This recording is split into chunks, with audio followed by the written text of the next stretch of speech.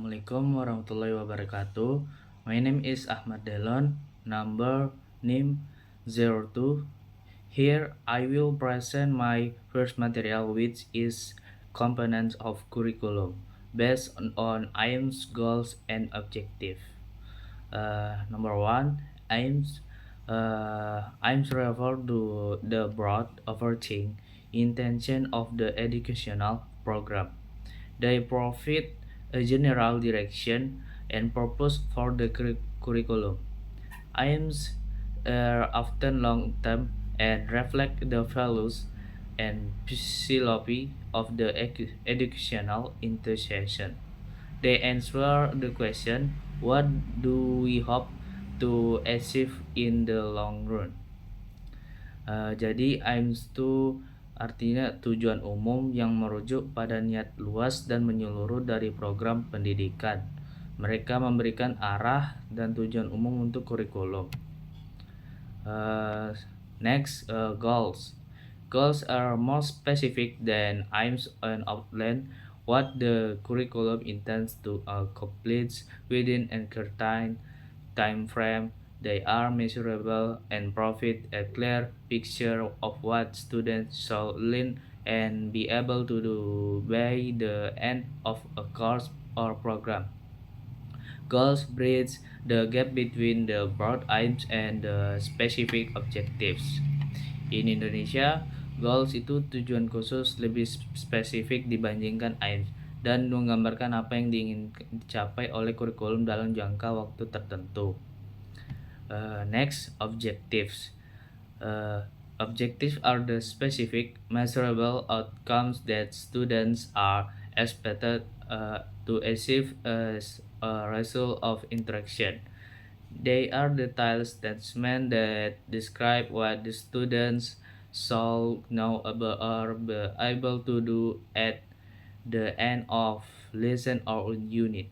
Objectives are often written in a way that allows for assessment and evaluation of student performance. In Indonesia, objectives sasaran pembelajaran adalah hasil spesifik dan terukur yang diharapkan dapat dicapai siswa sebagai hasil dari pengajaran. Mereka adalah pertanyaan rinci yang menggambarkan apa yang harus diketahui atau dapat dilakukan siswa pada akhir suatu pelajaran. Summary. In summary, the curriculum is structured around aims, goals, and objectives, each serving a distinct purpose. Aims provide the broad vision, goal over specific targets, and objectives detail the measurable outcomes for student learning. Secara ringkas, kurikulum disusun berdasarkan aims, goal, and dan objectives. Masing-masing memiliki tujuan yang berbeda.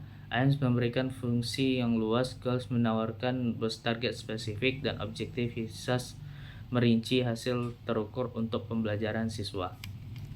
Next, material components of curriculum based on evaluation, assessment, and test.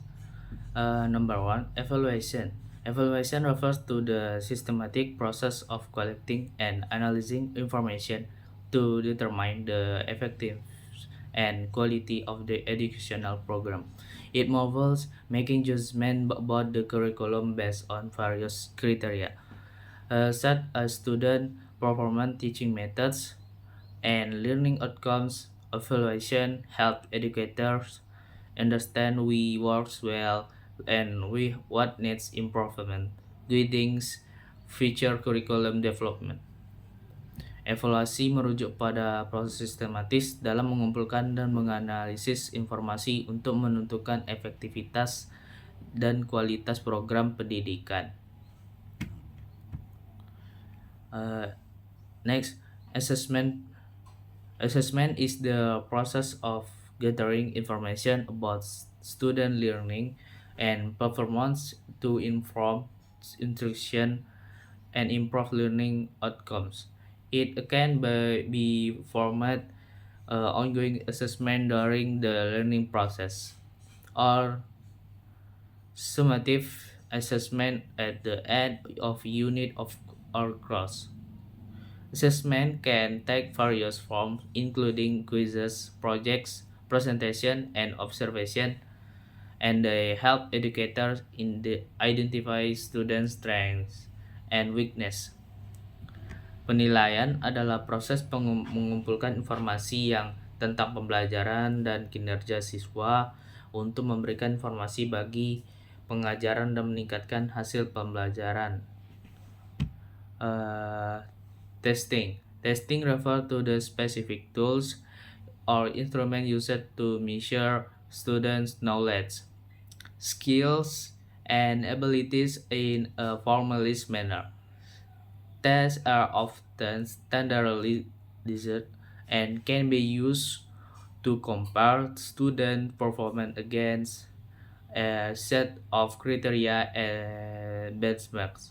They can be used for various purposes, such as placement, certification, and accountability.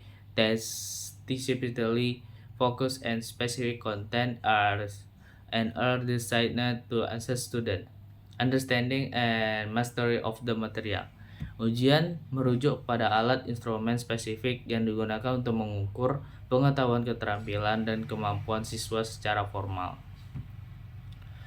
Summary. In summary, evaluation, assessment, and testing are critical components of a curriculum that work together to enhance the educational experience. Evaluation provides a broader view of program effectiveness, assessment focus, and student learning and improvement, and testing measure specific knowledge and skill. Secara ringkas, evaluasi, penilaian, dan ujian adalah komponen penting dari kurikulum yang bekerja sama untuk meningkatkan pengalaman pendidikan.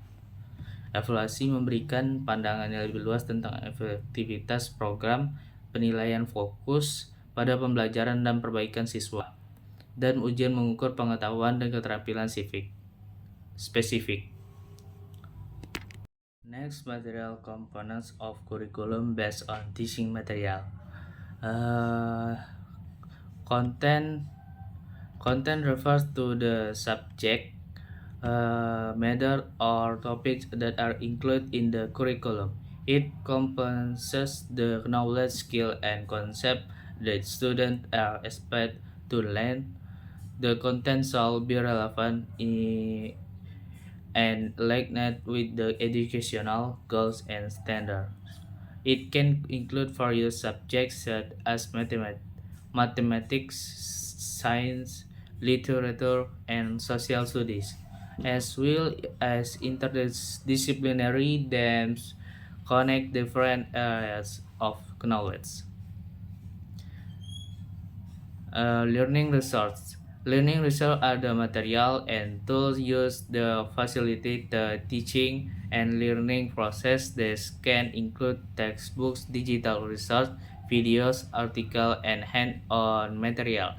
Effective learning resources support the content and help students engage with the material in meaningful ways. They can also cater to different learning styles and prevents enhancing the overall learning experience. Instructional strategies. Instructional strategies refer to the methods and approach the educator use to deliver the content and engage students in the learning process. The strategies can include direct interaction, collaborative learning, project-based learning, and inquiry-based learning, among others. The choice of instructional strategies so align with the learning objectives and the needs of the students, promoting active participation and critical thinking. Assessment method. Assessment method are the techniques used to evaluate student learning and understanding of the content. This method can include formative assessment, ongoing checks for understanding during the learning process, and summative assessment, evaluation at the end of unit or course. Effective assessment methods shall align with the learning objectives and provide feedback to both students and educators about progress and areas for improvement.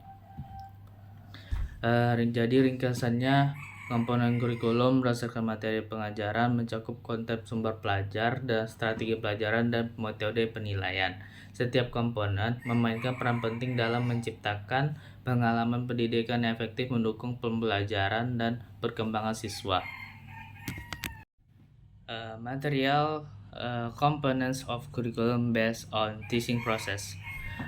One teaching objectives. Teaching objectives are specific statements that outline what educators aim to achieve during the teaching process.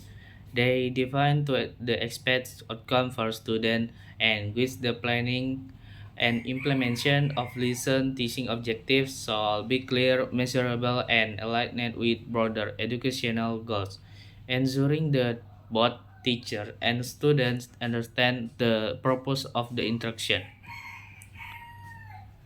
Teaching methods. Teaching methods refer to the various approaches and techniques that educators use to deliver content and facilitate learning. This method can include lectures, discussion, group work, hands-on activities, and technology-enhanced interaction. The choice of teaching methods shall be based on the learning objectives, the subject matter, and the diverse need of students, promoting engagement and understanding. Learning activities. Learning activities are the specific tasks and exercise the student engage in during the teaching process. These activities are designed to reinforce the content and help students practice and apply their knowledge and skills. Learning activities can vary widely, including individual assessment, group projects, simulation, and interactive discussion.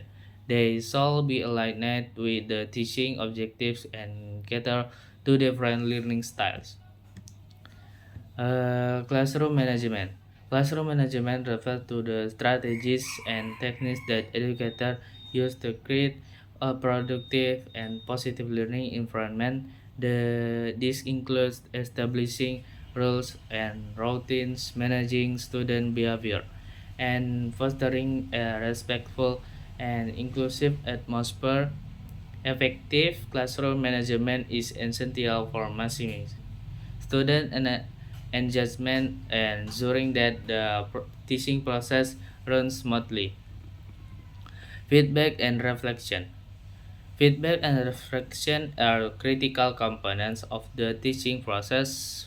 Feedback in for first providing students with information about their performance, helping them understand their strengths and areas for improvement. Reflection allows both educators and students to evaluate the effectiveness of the teaching and learning process, identify what worked well, and make necessary adjustment for future interaction.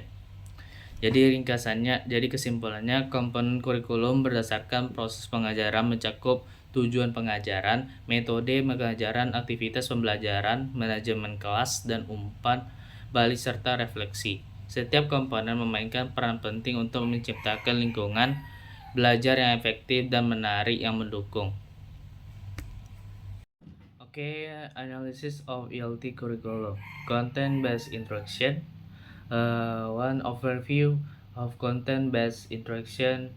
CBI content-based instruction is an approach to language teaching that integrates the learning of language with the learning of subject matter.